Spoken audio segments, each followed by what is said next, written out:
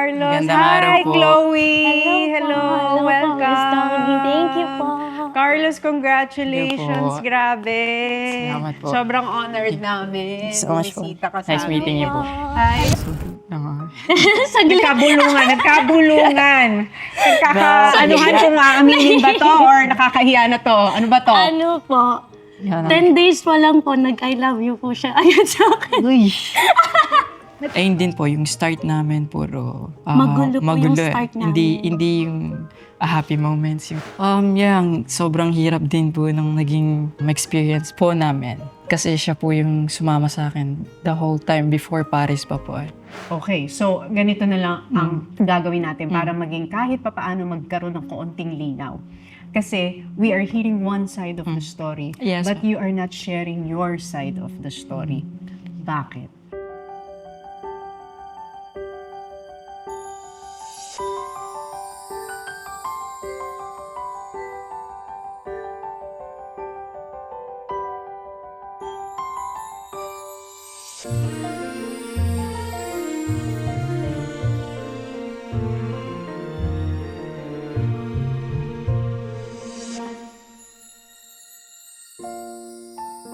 Grabe talaga. Grabe yung honor na Thank you so dinala mo much sa Pilipinas. 2-time gold medalist Nakakabahan ako. sa Olympics. Grabe. Oh my gosh! May dala akong Paris Olympics. Pasahin natin kay Carlo. Sure po. No worries po. Yes! Yay! Oh my gosh! Thank you. Okay. Salamat po. Maraming salamat. So ngayon kasi, yung pagkapanalo mo, talagang bukod sa sineselebrate ng buong Pilipinas, kasama na din dyan yung private life mo. Naging interesado na yung tao. 'Di ba? Dahil din very much active si Chloe sa buhay mo. Okay. So, nag-start ka ng gym na 7 years old? Yes po. Nag-start po ako 2007. Pero before po ako mapunta sa gymnastics po, nag-start po kami sa tapat po ng Manila Zoo. Before, may malaking playground po kasi doon. And at that time din, uso yung breakdancing. And hindi yung sayaw yung gusto namin matutunan lahat. Kasi marami po kami nag-start eh. Almost 17 to 20 na bata po eh. And then, nagtatatamding po kami. Tapos natutunan mo lang yun sa kalsada, di ba? Yes po, yung mga basic lang po. Backhand spring, somersault, front somersault, side aerial. Paano ka natututo mag-somersault nun? Paano yung bagsak? Saan kayo bumabagsak nun? Sa damuhan lang po, yes. Para hindi masakit. Yes po. And then, may kakilala kaming magaling tumambling. Doon lang sa lugar namin. Pero hindi namin alam na gym na siya. So yung kaibigan namin yon, may kaibigan siya. Then ayun yung nagsabi sa amin, ba't hindi daw po kami sumali ng gymnastics? And then, dinala po kami ng lolo ko po doon sa Rizal Memorial. So doon, nakitaan ka ng kakanyahan sa pagtumbling, yung ganun. Ano yung nakitaan mo at nagustuhan mo dun sa ginagawa mo? Na-enjoy ko po kasi. Siyempre, bata, laro-laro po eh. And gusto ko po talaga matuto yung mga tricks po, yung mga flips. Kailan mo na-realize na, ay parang hindi na laro to, parang ito na talaga ang gusto kong karirin? 2012 po, London Olympics. And then, nanonood po yung mga coaches ng Olympics sa YouTube po, sa cellphone at that time. And then, parang nakisali po ako. Sinilip ko kung ano yung pinapanood po nila. Nakita ko po yung performance ni Kohei Uchimura, Japanese gymnast po. Sobrang hirap ng skills, pero sobrang ganda ng execution kasi madalang yan sa gymnast po. So, doon ako na-inspire na, gusto ko rin sumali sa ganyan and gusto ko rin balang araw manalo katulad niya. Doon po nag-start akong mangarap po talaga. Okay, na-plan lalo yung dream na sasali ako sa Olympics, gusto kong gawin yung napanood ko. Paano nung nagtuloy-tuloy? Nung dumating na yung Japanese coach ko, 2013, doon ko na-realize na sobrang hirap ng gymnastics. Wala akong basic, wala akong flexibility. Nabibuild pala siya habang bata ka. So, na-skip ko yung ganong... Kasi hindi nagkaroon ng formal training. Yes po, wala pong maayos na plan. Yeah, binalik kami sa basics. So, kailan yung naramdaman mong ready ka na? Yung unang-unang competition na nasalihan mo? Siguro yung hindi ko lang po makakalimutan talaga. 2016 po. Pacific Rim po yun. International competition. And nag-stand out po ako sa floor, sa vault. Nakakuha din po ako ng all around. Nakakuha din po ako sa parallel bars. So, dun ko na isip na like, kaya ko na palang makisabay sa ganitong level. So, dun ko like, na-realize na gymnast ako. So, yun yung parang pinaka-biggest competition na nasalihan mo nung time na yun. Nanalo ka? Yes po. And then, after nun, After nun, ang hirap mag-switch up sa senior level kasi 18 yung senior level. So, in 2 years time, kailangan kong mag-upgrade from 7 skills to 10 skills. And ang dami kong kailangan habulin po talaga that time. 2016 din po at the same time, pumunta po ako sa Japan for training. Doon na po nag-start din talaga yung another level po of difficulty na sa buhay ko. Na masasabi ko isa sa mga nakapagpatatag po din sa akin. bakit ka tumatag doon? Kasi, Di ako lang po mag-isa dun eh. Like, malayo sa lahat. Di ako marunong mag-English. Hindi rin ako marunong ng language nila. Hindi ko alam yung culture nila. ilang taon ka lang nun? 16 po. Bata mo So, pa. Sino kasama mo nun? Coach ko lang po. Stay po ako sa parents nila at that time. So, sobrang swerte lang din po. No? Kasi World Cups series, tuloy-tuloy siya na competition. And palagi ako may dalang medal. Really? Yeah, kaya sobrang swerte ng year na yun sa akin. Okay. Nung time na yun, ang focus mo lang talaga is gymnast, yun lang talaga, Olympics, tapos nakarating ka na ng SEA Games. Yes, pero ayun lang din. Yeah, puro gym. Di ba sabi mo nga, you said something na hindi Ano? ka na... Ano ang Yeah, that sinabi? one, You said that one. something. Ano ang sinabi? Okay. Anong sinabi? Kasi, before pa naman na like may nakakausap din po akong iba. Pero syempre, Meron na siya mga kateks-kateks, no? Yes. Oh, yeah. And then parang around January, kasi like, paano ba yun? Umasa po kasi ako and then parang, Sa isang girl dati. yeah, and Na broken hearted. yes po. Sabi ko na lang sa sarili ko na, focus muna ako sa Olympics kasi malapit na. And kung sino yung next na dadating, mas ibibigay ko kung ano yung kaya kong ibigay na pagmamahal ko. Ganun. Aba, so iyan pala ang journey ng puso ni Carlos. Ganun po. Habang nagko-compete for the Olympics at inaabot ang pangarap na broken-hearted sa isang babae. Yeah. Yes. Kasi nga ang focus mo nun talaga is manalo sa Olympics and to really make it. And siguro Yun yung that time, ultimate di goal. rin po siguro yun yung time ko para mag-ganon din po. Para sa next, mas palagaan ko kung sino yung ibibigay sa akin ni Lord.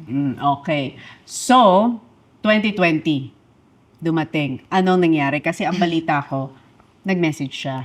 Yes po, medyo parang nakikita ko na po siya sa feed ko 2019 nung nag-compete po siya sa SEA Games. Kasi po at that time, nag-visit po kami ng family ko from Australia. Nag-trending siya ng 2019 po kasi 2019 Philippines SEA Games po. So then, since nasa Philippines po ako, yung feed ko, Philippines. Saang feed? Twitter po at that time. Yung Yeah. X na ngayon, pero at Opo. that time, it was still Twitter. Twitter. Lumalabas Yeah. siya sa feed. Opo. So then parang, okay. Ay, it's cute, ganan. Tapos po parang hindi na po siya nagpo-post. Parang 4 months later. Okay. Ang focus natin is for the Olympics. Pero bakit April na Yes. nakapasok si Chloe? Paano Yeah, ba yeah. ang entrada ni Chloe sa buhay mo noong 2020? Ayun nga, may mga ebidensya. Lumabas Yes. na ang ebidensya. April yan. Okay, I'm a so, yeah. fan. Nag-start as a fan. So, nung April po, like, nag-check po ako and then nakita ko siya and then in-stock ko na po siya. Parang familiar yung mukha niya nung nakita ko yung profile niya. Kasi nga content creator ka na nun, di ba? Yeah, yes. Okay. So, sabi niya doon you followed back. Finalo mo na siya. Yes po, nag-follow. O, ba't ka nag-follow sa kanya? Interested po. Yes. Pakitaan na ng interes. Okay, ito na. Ano ang nagpa-interest sa'yo sa page po, niya? kasi that time din, di naman din po ako naghanap. Tapos biglang dumating po. Naks. Parang ganun Biglang yung, dumating. yes po yung feel. Okay, so na-crushan mo na siya nung tinitignan mo yung ini-stock mo siya. Mas naggustuhan ko siya nung nag-uusap na po kami. Paano nag-start yung as in, usap sa phone, ganun? Or text Hindi muna? po, text po chat, muna. yeah. Yan ang modern type of love. Opo, Magsa-start kasi- sa DM. Okay. Kasi COVID po eh. Yeah. So, hindi. COVID. Okay. Opo, Hindi tayo- yeah. Hindi So, din this po is a talaga- COVID kind of love. Yeah. So, Doon so nagsimula. online talaga Pandemic. po. Pandemic. Oo, umusbong. So, bakit nagtuloy-tuloy ang communication? Ano yung interesting na napansin nyo sa conversation nyo? Ako hindi ako interesting. Ikaw interesting. Siya po, nai-interest po talaga siya magsalita po. Kasi hindi po siya masyadong vocal po. Super quiet lang niya po talaga. Shy lang po siya talaga. So then, ako po yung super nag-keep up ng ano. Kasi wala po siya, gusto niyang magsalita, pero wala po siyang Masabi. masabi po. Kasi nga hindi pa kayo nag-meet personally, Opo, di ba? so then parang And- hindi din po kami makapagpakiramdaman po. Oo, Yeah. oo, oo. Yes, Siyempre, so- nagkakapaan kasi hindi pa nakikita personally. Tapos, Opo. hindi mo rin alam kung iba yung sa text, iba yung sa boses, iba yung in person. Opo, and hindi din po agad kami nag-transition sa voice call. Yeah. Puro Message. message po, so hindi ko po narinig yung boses niya, walang tono, yung the way mag-chat po siya kasi di ba text po. So, Mahirap paano po yung conversation in the beginning? parang tropa po, ganun. Kasi hindi ko din po ini-expect at that time na mag-boyfriend po ako. Kasi nasa Australia po ako eh, so then hindi Ganun naman. nag-start, LDR, Yes, Australia and yes. Philippines. Japan. Nasa Tokyo Japan. po. Ah, Opo, Japan! Obo. Yes. Super LDR. Super. Okay. So, kailan nyo na naramdaman na from being tropa to moving to something else na? Siya po. Yeah. Ikaw And daw. Opo, siya po. Ano na- daw ang nangyari, Carlo? Yeah. So, nga. Saglit. Nagkabulungan. Anuhan kung aaminin ba to or nakakahiya na to? Ano ba to? Ano po? Yan. 10 days pa lang po, nag-I love you po siya. Ayun sa akin. Uy. Nagka-I love you-han na. Ayan na, nagkatulakan na. Guys. Napaamin kasi, Sorry, napaamin. guys. Hindi, ano yung, ba't ka nagpa-I love you? Parang pinilig ka na talaga. Yes po. Nag-uusap na ba kayo nito sa phone? Hindi pa po. Ano? I love you mo na ng texting pa lang. Na-in-love ka na. Talagang tinamaan ka na talaga Believe doon. in faith. Kahit di Oh, mo pa wait. nakikita. Nung nag-I love you ka na din. Hindi po. Ano lang ang sagot mo doon? Thank you? Inano ko, like I wala, just scrolled yes. past po. Scroll pa. So, Opo. ano lang, scene lang ang atake. Parang yung conversation po, binalik ko na lang sa kung ano pa yung pinag-uusapan Yeah. namin po. So, hindi ko po. Ba't ka naman napa-I love you bigla? Ano ba ang pinag-usapan nyo noon? Hindi, ano yun. Random po. Opo, parang Super joke, random eh. joke niya po sinabi. Parang, hey, love you. Ganun. Pero totoo. Pero, nung nag-I love you siya, kinilig ka na. Yeah, yes. So, Ay, ikaw so, rin po. pala. Oh, of course. Oo, siyempre, nagka-I love you-han na. Hindi ko pa makikilig. Ay, I love you na ako. Oh. So, ano to? Nag-usap na sa phone? Hindi pa din, no? Medyo, Medyo matagal. mga siguro 1 week. 1 week naman. 1 week pa. Matagal na yon 1 week. Sa panahon ngayon, ang tagal na ng 1 week. Mga kababayan, ha? Tapos nag-usapan sa phone. Yeah, And yes. so, another challenge po yun sa akin. Kasi, Kasi? iba din po pala pagkausap mo yan. Po. Kasi hindi rin po ako masalita eh. And hindi ko na-explain kung ano yung gusto kong gawin, ano yung nararamdaman ko, ganun po. Bakit hindi ka ma-express as a person, tingin mo? Mayayain po kasi talaga.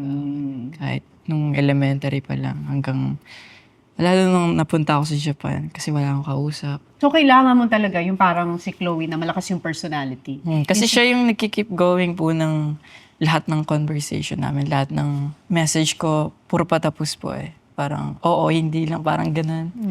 Parang Siya ano lang yung- siya. yeah. A man of few words. Kaya Yeah. akala ko po hindi din siya interested. Hindi interested pero nagka-I love you-han na. Okay? So, kailan natin masasabi na naging official? 2 months. 2 months. yes. Ano yung nag-video call na kayo?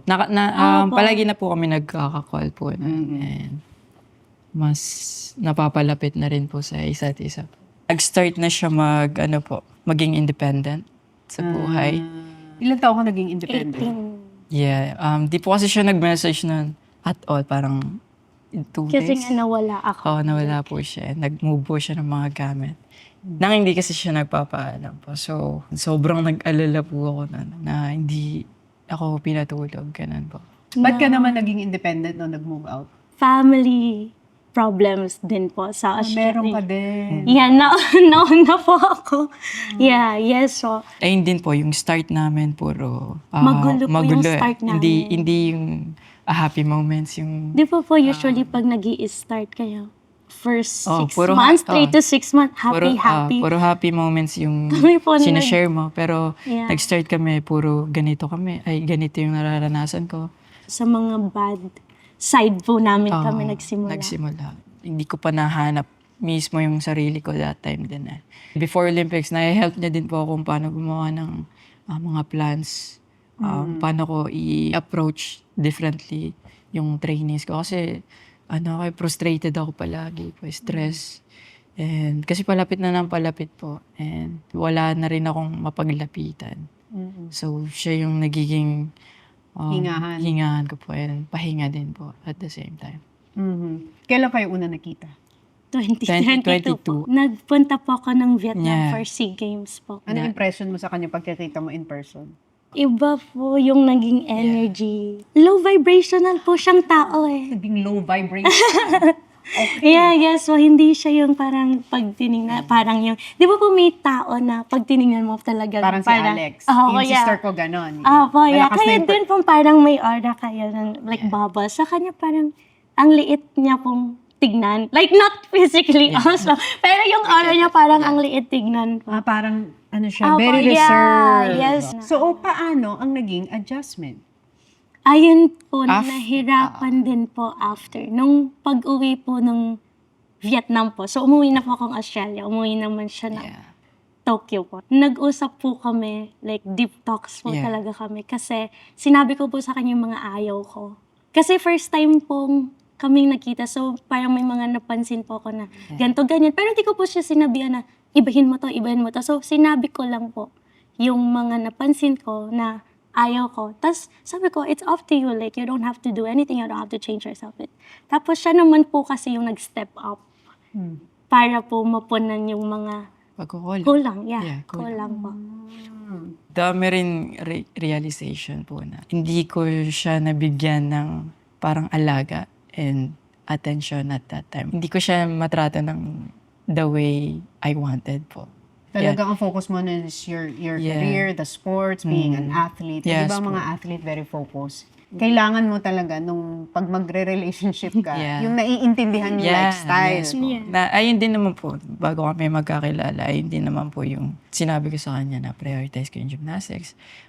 Pag once na manalo ako ng Olympics, like gusto kong mag-spend time sa'yo, ganito, ganyan. And gusto ko kasing palagi nagpo-provide po. So, ayun yung way ko po na magpapakahirap ako ngayon para pagdating sa future, like, hindi tayo mahirapan dalawa and mapupulfill ko yung gusto kong gawin para sa relationship natin. Okay, pumunta na tayo dun sa Paris Olympics. Paano nangyari yun? Sobrang hirap din po nung naging experience po namin. Kasi siya po yung sumama sa akin the whole time before Paris pa po. So, kasama ko na po siya sa Japan ng Pumunta ka na ng Japan? yes po, Yes po. 2023. Balik-balik na Yes po po. ako. So, 2020 po to 2022, nakapag-ipon po ako. Abo. Yeah, yes. Grabe yung effort niyo sa'yo Yes. talaga. Talagang siya ang nagpakita ng talagang And galing po, support ko talaga to all lahat the ng way. fly niya po doon, galing po yun sa kanya. Like, Effort niya talaga. Okay, so nung nagkita kayo ng 2022, 2023, 24, hindi na kayo naghiwalay. yes po, hindi na. Parang gano'n na nga po, yeah. Pero tinanong ko po siya kasi pabalik na din po ako ng Australia. Yung mga competitions leading up to Olympics po, importante. There's 3, no? Tapos may mga training camp pa po na nakalatag. So tinanong ko po siya, do you want me to stay dito sa Pilipinas? Is that gonna help you? Or mas okay ba na you focus like everything, lahat ng energy mo, lahat ng mo. Sabi ko, yes po, di ko kakayanin lahat kung ako lang mag-isa. Like, kailangan kita sa process. Kailangan kita. Kailangan. Really po. Totoo Oo, po. kailangan Pero kita. ilang beses ko Yeah. po talaga siya Tinanong. tinatanong. Kasi po, syempre, dream niya po eh. So then, if kailangan niya ng space para Magsasacrifice siya. yes, Pero po. ang sagot niya is, mag-stay daw po I ako. want you So, to stay. ayun po, so nag-arrange na po Yeah. kami kung paano kami mag-i-stay together. Yes. Ayan, hanggang Olympics po, magkasama po kami. Kasi parang hindi na kayo mapaghiwalay. Nung Paris Olympics, nung lumipad kayo doon, ikaw as an athlete, Yes. naramdaman mo ba na mananalo ka ng 2 beses? Hindi po dalawang beses po. Target lang po talaga is kahit makaisa. Kahit anong medal, basta isa. Hindi gold pa ang tinatarget mo, no? Gusto naming maka-gold po, pero kahit ano yan, like, i-celebrate, ma-appreciate natin yan. Pero, grabe si Lord po, no? Dinalawa po talaga. No? Alam mo kung anong crying moment para sa mga Pilipino? Yung umaangat yung Ating bandera ng Pilipinas, tapos on That's top of other flags. Yung parang, wow, naiangat mo ng ganong kataas, tapos Pilipino ka, parang yung pagkapanalo ng bansa. Ano ang feeling nung tinitignan mo, yung umaangat yung bandera, tapos may suot kang gold medal?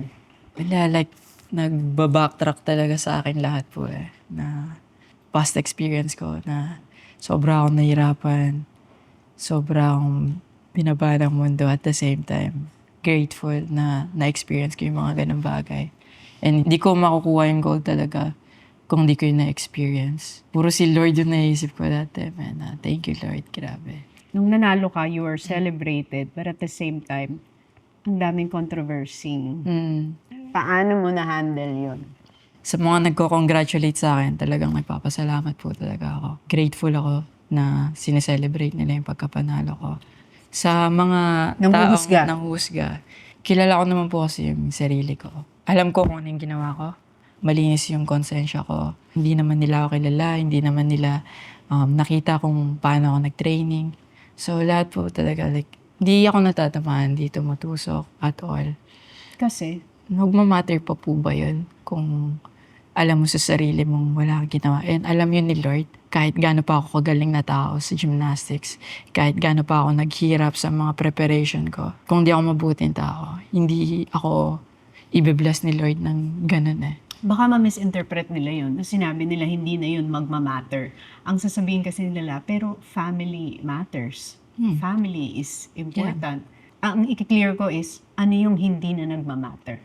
I mean, yung mga sinasabi ng tao, mga naririnig nila, yung, syempre, yung family ko, kung ano din po yung pinapalabas nila, which is, hindi naman po talaga totoo. Okay, so ganito na lang ang gagawin natin para maging kahit papaano magkaroon ng kaunting linaw. Kasi we are hearing one side of the story, Yes, but you are not sharing your side of the story. Bakit? Personal din po kasi masyado, like, hindi na din po para malaman ng buong sambayanan kung ano yung nangyari. Like, basta ako, alam ko po sa sarili ko, sa puso ko na napatawad ko sila. And inamin ko sa sarili ko na nagkamali ako, kinarma na ako. Kasi mali nga naman na sagutin mo sila ng ganun. Na, syempre, emotional ka na po eh. Gusto mo ipaglaban yung sarili mo and yung relationship nyo. Alam ko kung ano yung mali ko. Tinanggap ko yun. Pinagdasal ko yung kay Lord. Kumingi ako ng tawad. Magpo-focus na ako sa sarili ko ngayon and sa relationship namin ni Chloe. And nag-move on kami. Nag-focus sa Olympics. And yung blessing na binigay ni Lord ngayon, like, sobrang hindi mo ma-explain yung ganong kalaking achievement and blessing na binigay niya. At the same time, binigyan niya ako ng mga tao talaga na totoong magmamahal sa akin, totoong susuportahan ako na kahit matalo manalo, nandyan sila. Kasama ko sila umiyak. Actually, nung hindi ako nanalo sa World Championships. Pero kasama ko rin silang umiyak nung nanalo ako. Ayun yung para sa akin, gift din ni Lord. Hindi lang yung pagkapanalo ko, pero yung mga taong pinalibot niya sa akin, kaya akong mahalin po. Yung pinagdaanan nyo as a couple, yung national issue, it can either make you or break you as a couple. Opo. Pero Yeah, parang totoo yung sa po. inyo, parang it made you stronger. Yeah, yes po. Sobra po. Ikaw, Chloe, nasasaktan ka for Carlos. Siyempre nasasaktan po ako kasi it happened to me na. So I know how it feels like na your own blood is like parang putting you down, na hindi naniniwala sa'yo, ganyan-ganyan na, yeah, family first. Pero family first should be the first ones also na sinusuportahan ka, pinoprotektahan ka. So why is it the opposite? Sila yung nangunang mag-down sa'yo, sila yung una na hindi naniwala sa'yo. So why is that? So parang sa akin po, doesn't make sense or hindi po nagtutugma yung family first dapat. So family first should be the first ones to love you and support you unconditionally po. Parang ang naging personality ni Carlos, palaban ka when it comes to sports and as an athlete. Yeah. Pero parang in real life, siya ang mas palaban talaga for you. Yes po. Kasi parang ikaw mahihain ka talaga, tahimik ka. Pero sa gymnast, doon ang all out ka talaga. Yeah, ayun din lang po kasi yung alam kong way before. And ayun yung nakalakihan ko. Para may express mo yung ano. Yeah, doon ko na-express lahat ng emotions, feelings. Kung ano naisip ko. Doon lahat sa gymnastics po napupunta. So, doon po yung strength ko din po siguro. Tsaka grabe ang bata mo pa, 24 years old. You still have your whole life ahead of you as an athlete. And Yes po. we will all cheer for you na mas marami ka pang mauwing honor para sa ating bansa. Para sa inyong dalawa, ano ang nabibigay ng relationship na ito sa inyo? Peace po eh.